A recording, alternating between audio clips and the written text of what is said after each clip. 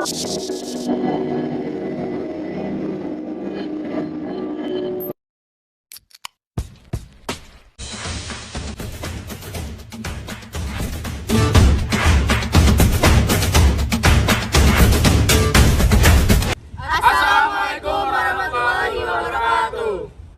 warek-warek sekalian, perkenalkan kami dari kelompok 4 akan bahas tentang konsep dan proses strategi. Selamat menyaksikan. Wait, nanti dulu kita kasih pantun dulu ya.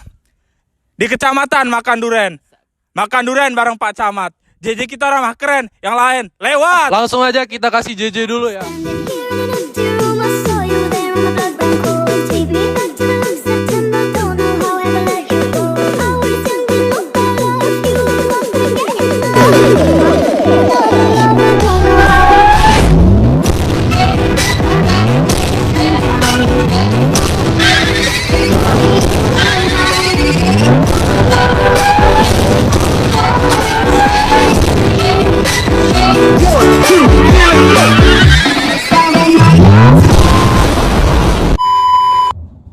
Sebelum masuk ke dalam materi, kita harus terlebih dahulu tahu definisi dari strategi. Jadi strategi itu cara atau bagaimana kita mencapai suatu tujuan di masa depan. Nah, strategi yang baik adalah strategi yang berhasil.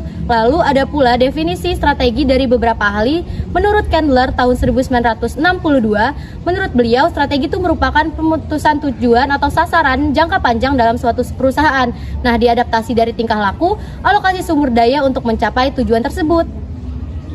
Nah, menurut Faulkner dan Johnson pada tahun 1992, strategi itu sangat berkaitan dengan arah jangka panjang dan ruang lingkup organisasi. Nah, ini tuh sangat berkaitan dengan bagaimana organisasi itu memposisikan diri mereka di lingkungan dan khususnya para pesaingnya. Nah, ini tuh juga berkaitan dengan membangun keunggulan kompetitif yang idealnya itu berkelanjutan dari waktu ke waktu. Nah, bukan dengan teknis manuver, tetapi dengan bagaimana mengambil perspektif jangka panjang secara keseluruhan. Nah, kalau menurut Richardson dan Thompson pada tahun 1999, sebuah strategi itu, baik itu strategi sumber daya manusia atau jenis strategi lainnya, harus memiliki dua elemen kunci. Yang pertama itu harus ada tujuan strategis, yaitu hal-hal yang ingin dituju oleh strategi tersebut. Dan yang kedua ada rencana tindakan, yaitu sarana yang diusulkan bahwa tujuan tersebut akan tercapai.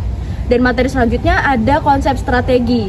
Nah, konsep strategi ini didasarkan pada 3 konsep anak perusahaan, yaitu keunggulan kompetitif, kemampuan khusus, dan kecocokan strategis. Nah, konsep keunggulan kompetitif itu sudah dirumuskan oleh Michael Porter pada tahun 1985. Dan menurut beliau, keunggulan kompetitif itu muncul dari perusahaan yang memberikan nilai kepada pelanggannya. Dan untuk mencapainya itu, perusahaan memilih pasar di mana mereka dapat unggul dan menghadirkan target bergerak kepada pesaing mereka dengan terus meningkatkan posisi mereka. Oke, selanjutnya itu keunggulan kompetitif. Apa sih keunggulan kompetitif itu? Nah, jadi keunggulan kompetitif itu adalah kemampuan yang diperoleh melalui karakteristik dan sumber daya suatu perusahaan untuk memiliki kinerja yang lebih tinggi dibandingkan dengan perusahaan lain atau pada industri dan pasar yang sama. Nah, salah satu contoh keunggulan kompetitif itu adalah customer service gitu ya, pelayanan. Jadi pada suatu perusahaan itu pelayanannya sangat ditentukan dari pelayanan perusahaan tersebut kepada konsumen, seperti ramah, responsif, dan memuaskan. Konsep keunggulan kompetitif dirumuskan oleh Michael Porter pada tahun 1985. Nah, keunggulan kompetitif menurut Porter muncul dari perusahaan yang menciptakan nilai bagi pelanggannya. Untuk mencapainya, perusahaan memilih pasar di mana mereka dapat unggul.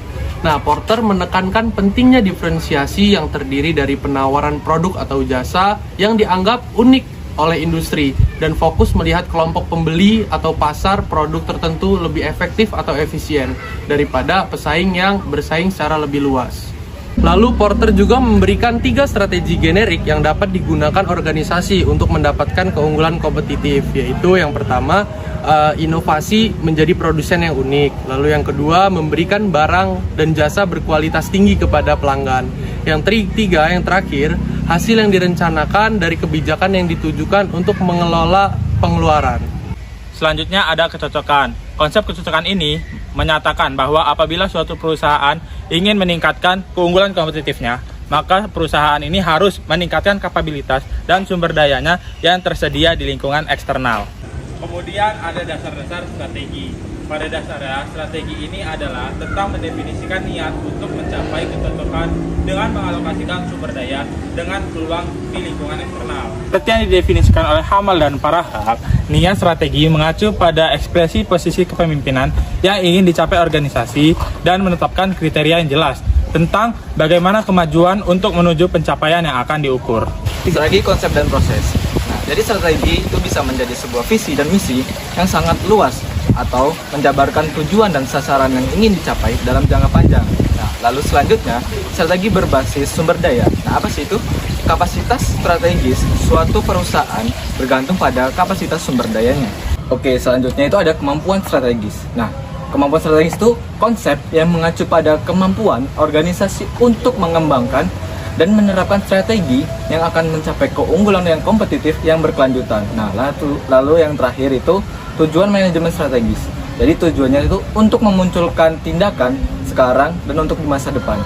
Sebelumnya kita harus tahu dulu nih, apa itu manajemen strategi.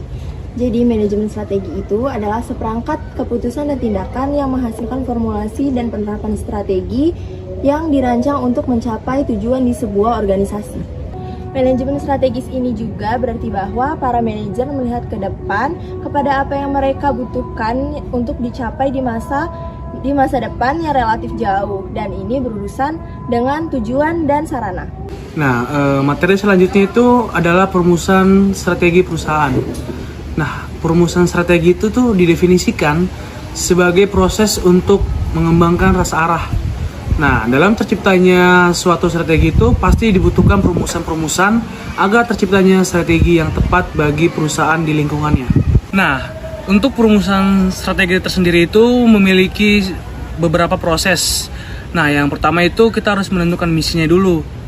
Lalu yang kedua menetapkan tujuan.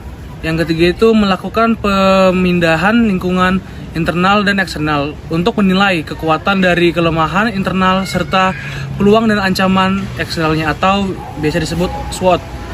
Lalu yang keempat itu menganalisis strategi yang ada untuk menentukan relevan sinyal dengan penilaian internal dan eksternal.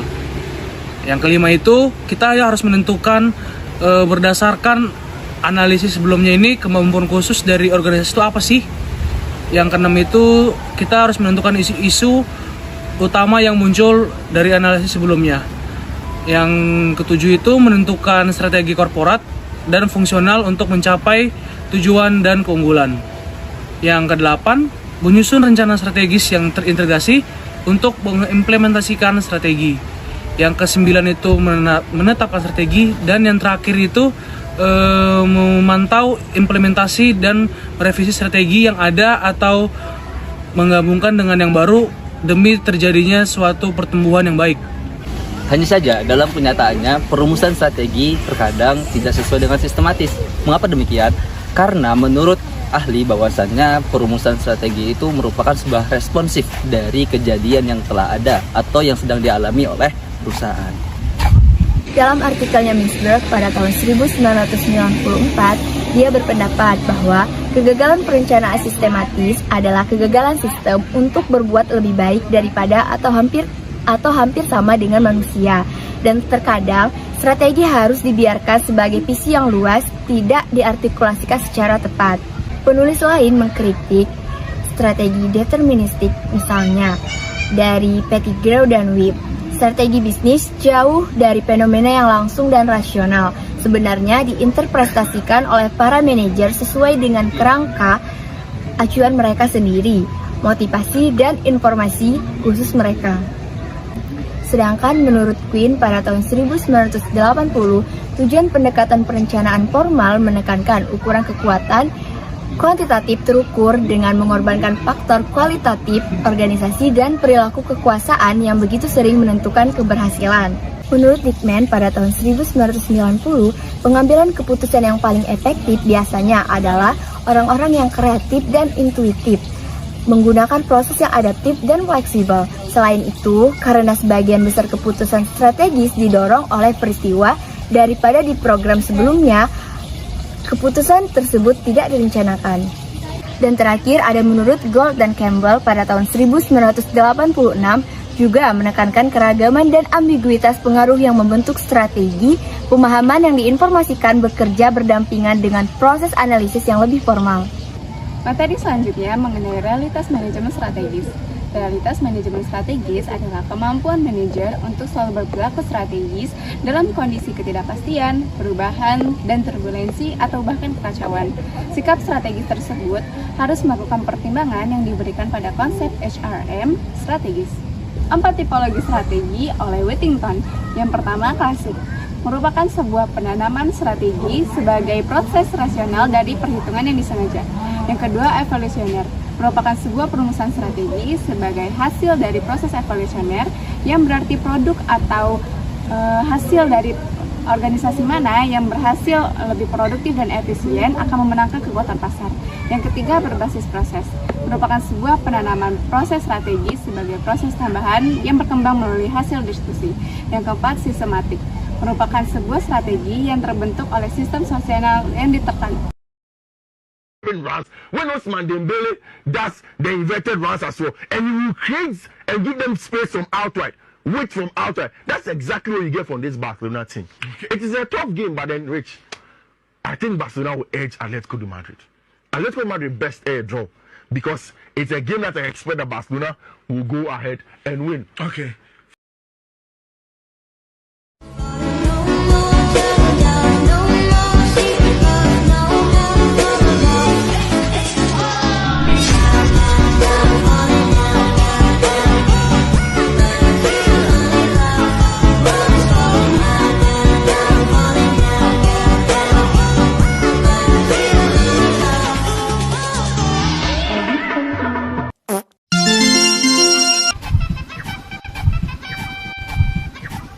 Tiga. Agak nukiin lagi, Mas. Visa yang akan diukur. COD. Halo guys, hari ini kita lagi di mana, Joy? Lagi di mana kita? Lagi jalan biasa. Ya, healing kita healing. Karena kepenatan yang kita dapat setelah berkuliah selama 1 minggu ini, ya ada kalanya kita istirahat. Apa? Supaya badan kita sehat, pikiran kita terbuka. Terus? Kadang hidup itu butuh waktu untuk istirahat. Ya. Jangan terus-terusan kerja, capek. Karena kebahagiaan itu bukan soal duit aja ya. Tapi soal gimana kita bisa membuat diri kita bahagia dengan sesama kita. Oke, bagus.